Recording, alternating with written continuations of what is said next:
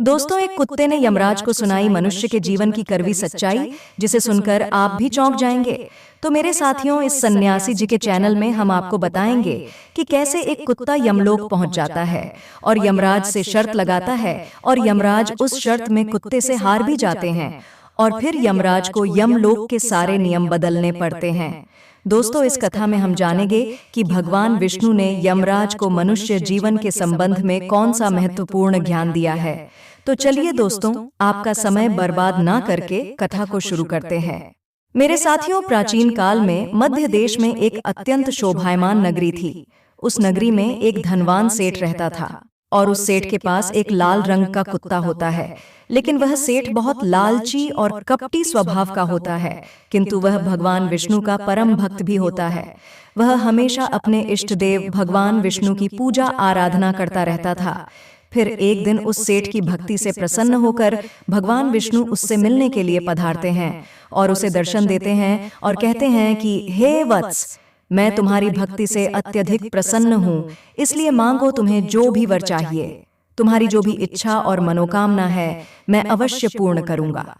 तब वह सेठ भगवान विष्णु से कहता है कि हे प्रभु, मैं आपके दर्शन करके मैं धन्य हो गया। प्रभु, मुझे कुछ नहीं चाहिए, मेरे पास आपका दिया हुआ सब कुछ है। फिर वह सेठ एक सादा कागज निकालता है और भगवान विष्णु से कहता है कि हे प्रभु, आप इस कागज पर अपने दस्तखत कर दीजिए, ताकि मैं दुनिया के लोगों को भगवान के होने का सबूत दिखा सकूं। आजकल दुनिया में कोई ये मानना ही नहीं चाहता है कि भगवान है। फिर भगवान ने कहा, ठीक है, लाओ, मैं तुम्हारे कागज पर दस्तखत कर देता हूँ। इतना कहकर भगवान विष्णु उस सेठ के कागज पर दस्तखत कर देते हैं और अंतर्ध्यान हो जाते हैं। फिर वह सेठ उस कागज को हमेशा अपनी जेब में ही डालकर रखता था, ताकि वह दूसरों को भगवान के होने का सबूत दिखा सके।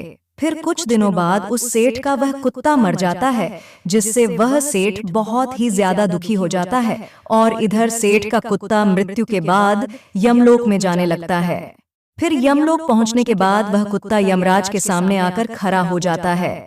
यमराज उस कुत्ते का लेखा जोखा निकालते हैं और कहते हैं कि हे श्वान, तुमने तो पशु का जन्म पाकर भी कोई पाप नहीं किया है। तुमने हमेशा अपने मालिक के साथ वफादारी की है, कभी किसी पशु पक्षी आदि प्राणियों को कष्ट नहीं दिया है। तुमने अपने सभी काम बड़े ही ईमानदारी के साथ किए हैं। एक कुत्ते का जन्म पाकर भी तुमने कोई भी घृणित कार्य नहीं किए हैं, इसीलिए तुम्हारे सभी जन्मों के पाप अब नष्ट हो चुके हैं। अब तुम बताओ, तुम किस लोक में जाना चाहते हो, क्योंकि तुम जहां चाहोगे वहां तुम्हें भेजा जाएगा। तुम जिस प्राणी का जन्म चाहते हो वह जन्म भी तुम्हें दिया जाएगा। हम तुम पर बड़े ही प्रसन्न हैं। शीघ्र बताओ, तुम्हारी क्या मनोकामना है। फिर वह कुत्ता बोलने लगता है, हे धर्मराज, आप चाहे मुझे नरक में भेजो या स्वर्ग में, मैं कहीं पर भी जाने के लिए तैयार हूँ। लेकिन मेरी आपसे विनती है कि मैं जिस भी स्थान पर रहूं, मैं किसी मनुष्य के बंधन में न रहूं, मुझे किसी मनुष्य की गुलामी न करनी पड़े, और ना ही मुझे मनुष्य का जीवन चाहिए। आप कृपा करके मुझे कोई उचित स्थान प्रदान करें। तब कुत्ते की बात सुनकर यमराज आश्चर्यचकित होते हैं और सोचने लगते हैं कि मनुष्य का जीवन पाने के लिए तो देवता भी तरसते हैं, फिर यह कुत्ता मनुष्य का जीवन ना देने की कामना क्यों कर रहा है। फिर यमराज उस कुत्ते से कहते हैं कि हे श्वान, तुम मनुष्यों से इतना द्वेष क्यों करते हो, क्योंकि मनुष्य का जन्म पाने के लिए तो बड़े बड़े देवता भी तरसते हैं, अर्थात पृथ्वी पर तो मनुष्य का जीवन ही सर्वश्रेष्ठ है। फिर क्यों तुम मनुष्य का जन्म नहीं पाना चाहते हो, और इससे पहले भी तुम्हें कभी मनुष्य का जीवन नहीं मिला है। शायद इसीलिए तो मनुष्य जीवन के फायदे नहीं जानते हो तुम। इसलिए तुम एक बार मनुष्य का जीवन प्राप्त करके देखो, तुम्हें पता चलेगा कि उसके कितने फायदे हैं। यमराज की बात सुनकर वह कुत्ता कहता है कि हे धर्मराज, मैं जानता हूँ कि मनुष्य का जन्म कितना अनमोल है, लेकिन मनुष्य बड़ा ही स्वार्थी, धूर्त, कपटी और चालाक होता है। जब वह अपना मतलब देखने लगता है तो सही गलत सब कुछ भूल जाता है। उसकी तृप्ति किसी चीज से नहीं होती, सारे संसार का धन भी उसे मिल जाए तो भी वह संतुष्ट नहीं रहता। उसकी भूख कभी नहीं मिटती है। मनुष्य बड़ा ही असंतोषी होता है। वह अकारण ही दुखी रहने लगता है और दूसरों को भी दुख देने लगता है। मनुष्य मुझ जैसे बेजुबान जानवरों को अपना गुलाम बनाकर रखता है और अपना काम निकलवाता रहता है। इतना ही नहीं, मनुष्य तो भगवान को भी धोखा देता है, इसीलिए मुझे मनुष्य जन्म नहीं चाहिए। तभी यमराज कहते हैं कि हे श्वान, ये तुम क्या कह रहे हो, मनुष्य भगवान को धोखा भला कैसे दे सकता है। तुम जरा बताओ, मैं भी तो जानूं। फिर कुत्ता कहने लगता है कि हे धर्मराज, मनुष्य जब मंदिर में जाता है तो स्वार्थी मन से भगवान की पूजा करता है, अर्थात भगवान से कहने लगता है कि हे भगवान, मेरा यह काम बना दो, मैं इतने पैसे चढ़ाऊंगा, दान धर्म करूंगा, भंडारा करूंगा, गरीबों को कपड़े दान करूंगा। लेकिन जब उसका काम पूरा हो जाता है तो वह सब कुछ भूल जाता है। आगे बढ़ने की होड़ में वह अपनों का ही शोषण करता रहता है, एक दूसरे की टांग खींचने में लगा रहता है। ना खुद ऊपर उठने का प्रयास करते हैं और ना ही दूसरों को उठने देते हैं। ना चैन से खाते हैं, ना खाने देते हैं।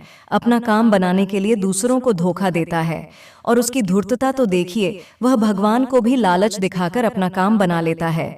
और जब काम पूरा होता है तो कहता है, भगवान के पास तो सब कुछ है, मैं उन्हें क्या दे सकता हूँ। इस प्रकार से कहकर वो अपनी बात से मुकर जाता है। इसीलिए हे धर्मराज, इंसानों के ऐसे बुरे कर्मों को गिनाते गिनाते मैं थक जाऊंगा, किंतु उसके बुरे कर्म समाप्त नहीं होंगे, क्योंकि उसकी चालाकी के आगे तो देवता भी कुछ नहीं है। तभी कुत्ते की बात सुनकर यमराज कहते हैं कि हे श्वान, माना कि इंसान बहुत चालाक है, लेकिन वे हम देवताओं को मूर्ख नहीं बना सकता, क्योंकि हमारे यहाँ जितने भी जीव आते हैं उन्हें हम ही दंड देते हैं। उसने पृथ्वी लोक पर कितनी चालाकी क्यों ना की हुई हो, उसे मृत्यु के बाद यही आना पड़ता है। सभी इंसान यहाँ पर आकर हमारे सामने रोते हैं, माफी मांगने लगते हैं नरक जाने के भय से, और मेरे भयंकर रूप को देखकर थर थर कांपते हैं। अर्थात सभी मनुष्य हमारे अधीन रहकर ही काम करते हैं। फिर वह कुत्ता बोलता है कि हे धर्मराज, आपके पास जितने भी मनुष्य आते हैं वे सब मरे हुए होते हैं। आपका पाला किसी इंसान से नहीं पड़ा है। यदि आप किसी जीवित मनुष्य को यमलोक लेकर आओगे तब आपको पता चल जाएगा कि जीवित इंसान कितना खतरनाक होता है। उस कुत्ते की बात सुनकर यमराज को आश्चर्य हुआ और गुस्सा भी आ गया, क्योंकि वे सोचने लगे, ये तो हमारे यहाँ पर आकर हमारा ही अपमान कर रहा है। इस तुच्छ कुत्ते को दिखाना होगा कि हमारे सामने कोई इंसान कुछ भी नहीं है। इंसानों की चालाकी हमारे सामने नहीं चल सकती।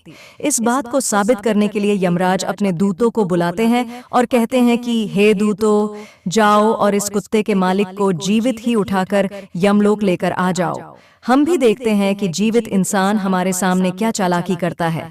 अगर ये कुत्ता गलत साबित होता है तो इसे अनेक वर्षों तक नरक में डाला जाएगा। लेकिन उस कुत्ते को तो पूरा यकीन था कि एक अकेला जीवित मनुष्य स्वर्गलोक में खलबली मचा देगा। फिर यम के दूत धरती लोक पर जाते हैं और उस कुत्ते के मालिक को, अर्थात उस सेठ को, चारपाई के साथ उठाकर यमलोक ले जाने लगते हैं। तभी बीच रास्ते में उस सेठ की नींद खुल जाती है और वह देखता है कि दो अत्यंत रुष्ट पुष्ट सींगों वाले यमदूत उसे चारपाई के साथ उठाकर यमलोक ले जा रहे होते हैं। फिर वह सेठ उन यमदूतों से पूछने लगता है कि हे यमदूत, क्या मेरी मृत्यु नींद में हो चुकी है? तब यमदूत कहने लगते हैं कि नहीं मनुष्य, तुम अभी जीवित ही हो। फिर वो सेठ कहता है, फिर आप दोनों मुझे कहाँ ले जा रहे हैं? मैंने कौन सा पाप किया है? यम के दूत उस सेठ को सारी कहानी बता देते हैं और कहते हैं कि तुम्हारे कुत्ते ने यमराज से कहा है कि जीवित मनुष्य बहुत चालाक होता है, इसीलिए इस बात का परीक्षण करने के लिए यमराज ने आपको जीवित ही यमलोक लाने के लिए कहा है। तब उस सेठ को पूरी बात समझ में आती है और वह कुछ देर तक सोचने लगता है और फिर तुरंत उसकी जेब में रखा हुआ वह कागज निकालता है जिस पर भगवान विष्णु ने दस्तखत किए हुए होते हैं। वह उस कागज पर कुछ लिख देता है और फिर से कागज को अपनी जेब में रख लेता है। यमदूत उस सेठ को लेकर यमराज के दरबार में उपस्थित हो जाते हैं। तभी उस सेठ को देखते ही यमराज जोर जोर से हंसने लगते हैं और सोचने लगते हैं कि ये तुच्छ मनुष्य भला मेरा क्या बिगाड़ पाएगा। फिर वह सेठ जाकर यमराज के सामने खड़ा हो जाता है और अपनी जेब से वह कागज निकालकर यमराज को देता है। और जब यमराज उस कागज को खोलकर पढ़ने लगते हैं तो वे तुरंत ही सिंहासन से उठकर खड़े हो जाते हैं और उस सेठ को सिंहासन पर बैठाकर खुद उसके स्थान पर खड़े हो जाते हैं, जिसे देखकर यमराज के सभी दूत चौंक जाते हैं और सोचने लगते हैं कि आखिर यमराज ये क्या कर रहे हैं? एक मानव को अपने सिंहासन पर बिठा रहे हैं। ये जरूर कोई पहुंचा हुआ इंसान लगता है। वह सेठ अब यमपुरी का राजा बन जाता है और यमराज भी उसका आदेश मानने के लिए विवश हो जाते हैं। फिर वह सेठ सिंहासन पर बैठते ही यमलोक के सभी कानून बदल देता है और यमराज को ही यमलोक के द्वार का पहरेदार बना देता है। फिर वह सेठ सोचने लगता है, जब मैं मर जाऊंगा तो मुझे भी यहाँ पर आना पड़ेगा और मेरे पाप कर्मों के कारण मुझे भी नरक में डाला जाएगा। इसीलिए उस सेठ ने नरक में पड़े सभी प्राणियों को स्वर्ग में डालने का आदेश दिया और नरक का द्वार हमेशा के लिए बंद कर दिया। और फिर सभी यमदूतों को आदेश दिया कि आज के बाद किसी भी प्राणी को नरक में नहीं डाला जाएगा और सभी प्राणियों को स्वर्ग में ही भेजा जाए। सेठ के इस आदेश को सुनकर स्वर्ग लोक में खलबली मच गई। सभी देवता हैरान हो गए, लेकिन वे कर भी क्या सकते थे, क्योंकि ऐसा आदेश यमलोक के राजा ने दिया था। इसीलिए चुपचाप सभी उसका पालन करने लगे। स्वर्ग लोक का संतुलन पूरी तरह से बिगड़ गया। धीरे धीरे स्वर्ग लोक में जीवों की भीड़ बढ़ने लगी, जिनकी सेवा करके स्वर्ग लोक के कर्मचारी और अफसर परेशान होने लगे और सोचने लगे, इतने सारे जीवों की सेवा कैसे कर पाएंगे। उधर वह कुत्ता सोचने लगा, यमराज को जीवित मनुष्य को यमलोक में लाना कितना महंगा पड़ गया। सेठ जी ने तो सब कुछ बदल दिया है, आखिर ऐसा कैसे हुआ।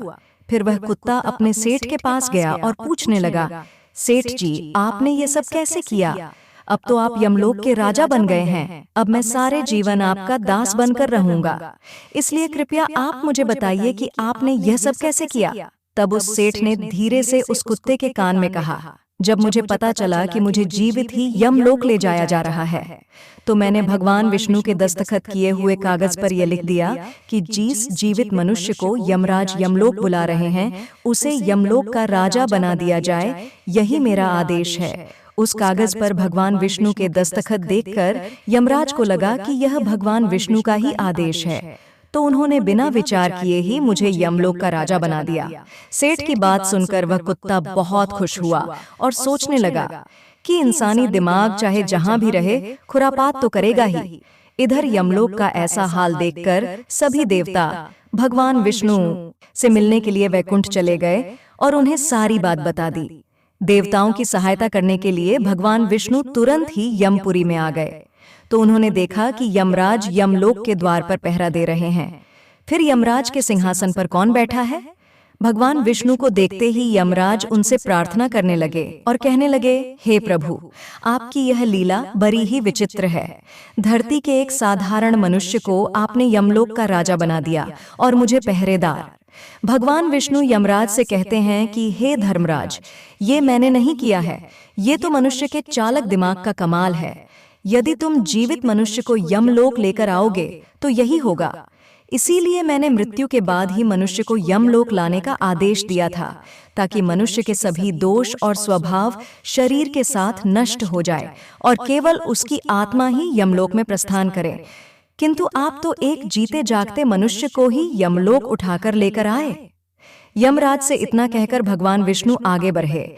फिर जब उस सेठ ने भगवान विष्णु को आते हुए देखा, तो वह तुरंत यमराज के सिंहासन से उठकर खड़ा हो गया और बोलने लगा, हे प्रभु, मुझे क्षमा करो। मैंने अपने कुत्ते को नरक में जाने से बचाने के लिए और मनुष्य की बुद्धि का बल दिखाने के लिए ही ऐसा किया। मैं आपके द्वारा दिए गए वरदान का दुरुपयोग नहीं करना चाहता था। हे प्रभु, मैं आपके दर्शन करके धन्य हो गया। अब मुझे किसी चीज की अभिलाषा नहीं है। फिर भगवान विष्णु मुस्कुराए और उन्होंने उस सेठ को क्षमा कर दिया। फिर वह सेठ धरती लोक पर लौट गया। भगवान विष्णु ने भी यमराज को फिर से यमलोक की गद्दी पर बैठा दिया और वे भी वैकुंठ लोक लौट गए। यमराज फिर से अपने सिंहासन पर बैठ गए। तब वह कुत्ता यमराज से कहने लगा, हे धर्मराज, देखा आपने जीवित मनुष्य की चालाकी। एक जीवित मनुष्य क्या क्या कर सकता है। इसीलिए मैं मनुष्य नहीं बनना चाहता, क्योंकि मनुष्य जब स्वार्थी बन जाता है तो वह अंधा हो जाता है। उसे दोस्त परिवार दिखना बंद हो जाते हैं। लालच में वह धर्म को भी भुला देता है और अनिष्ट कार्य करने लगता है। जब तक वह शास्त्र अनुसार कर्म करता है तभी तक सुखी रहता है, और जब धर्म से विमुख हो जाता है तो क्लेश और बीमारियां उसे घेर लेती है और उसका पतन हो जाता है। यमराज उस कुत्ते को क्षमा कर देते हैं और उसे स्वर्ग में भेज देते हैं और यमलोक के बदले हुए कानूनों को फिर से सही कर देते हैं। तो दोस्तों, इस प्रकार से एक कुत्ते ने यमराज को मनुष्य के जीवन की सच्चाई बताई है। मेरे साथियों, ये कथा आपको कैसी लगी कमेंट करके जरूर बताएं, और अगर यह जानकारी अच्छी लगी हो तो इस वीडियो को लाइक जरूर करें और कमेंट में जय श्री कृष्ण जरूर लिखें। साथ ही चैनल को भी सब्सक्राइब कर दीजिएगा और हम मिलते हैं आपसे अगली वीडियो में। तब तक के लिए आप सभी का बहुत बहुत धन्यवाद।